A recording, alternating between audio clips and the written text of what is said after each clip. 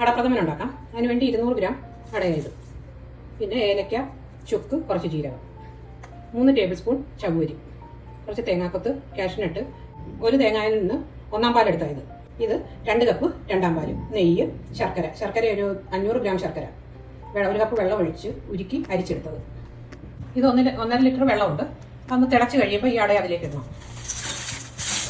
ഇട്ട് നന്നായിട്ട് ഇതൊന്ന് തിളയ്ക്കണം. ഇതിലൊരു കുറച്ച് ഉപ്പിടാം. ഉപ്പിട്ടിട്ട് ഓഫാക്കിയിട്ട് അടച്ച് ഒരു 20 മിനിറ്റ് വെച്ചേക്കാം. നന്നായിട്ടൊന്ന് തിളച്ചതേ ഉള്ളൂ. ഇതിപ്പോൾ 20 മിനിറ്റായി വെച്ചിട്ട് ഇതൊന്ന് ഇനി ഒന്ന് ഊറ്റിയെടുക്കാം. ഊറ്റി ഇച്ചിരി പച്ചവെള്ളം കൂടെ ഒഴിക്കണം. ഊറ്റിയെടുത്തിട്ട് ഉരുക്കി അരിച്ച് വെച്ചേക്കുന്ന ശർക്കര ഒഴിക്കാം. നന്നായിട്ട് തിളക്കട്ടെ. എല്ലാം ഊറ്റിയെടുത്ത് ഈ വെള്ളം എല്ലാം പോയി നന്നായിട്ട് തിളച്ചിട്ടുണ്ട്. അതിലേക്ക് ഇടാം, ഈ അട ഇടാം. ശർക്കരയ്ക്കകത്ത് കിടന്ന് നന്നായിട്ട് തിളച്ച് പറ്റണം. 3 ടേബിൾ സ്പൂൺ ചവ്വരി കഴുകിയെടുത്തതാണ്. ഒരു ഗ്ലാസ് വെള്ളം കൂടെ ഒഴിച്ചൊന്ന് വേവിച്ചെടുക്കാം.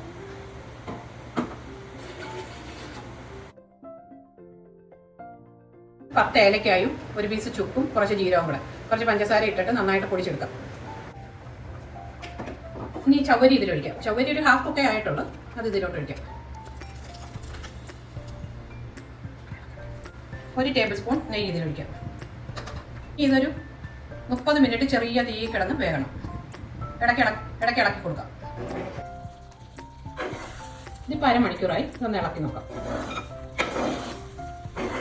2 കപ്പ് 2/2 പാല് അത് ഇതിലേക്ക് ഒഴിക്കാം.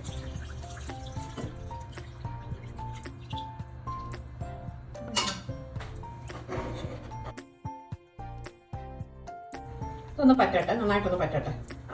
ഇനി കാഷ്നട്ടും തേങ്ങാക്കൊത്തും ഒക്കെ മൂപ്പിച്ചെടുക്കാം. അതിനുവേണ്ടി 1 ടേബിൾ സ്പൂൺ നെയ്യ്, തേങ്ങാക്കൊത്തിടാം, ചെറുതായിട്ട് തേങ്ങാക്കൊത്ത്, അതിലേക്ക് കാഷ്നട്ട് ഇടാം.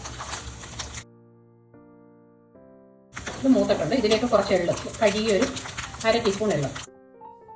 ഇനി ഇത് ഓഫാക്കാം. ഇതിപ്പോൾ ഒരു 15 മിനിറ്റ് ആയിട്ടുണ്ട്.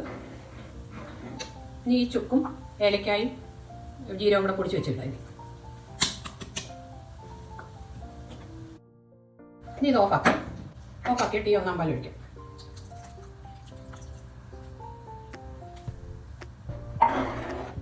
ഇളക്കി കൊടുക്കാം.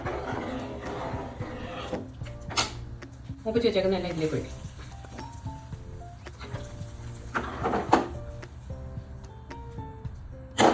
ഞാൻ അടച്ച് വെച്ചൊരു 10 മിനിറ്റ് കഴിഞ്ഞെടുക്കാം. ഇനി നമുക്കിതൊന്ന് എടുത്ത് നോക്കാം.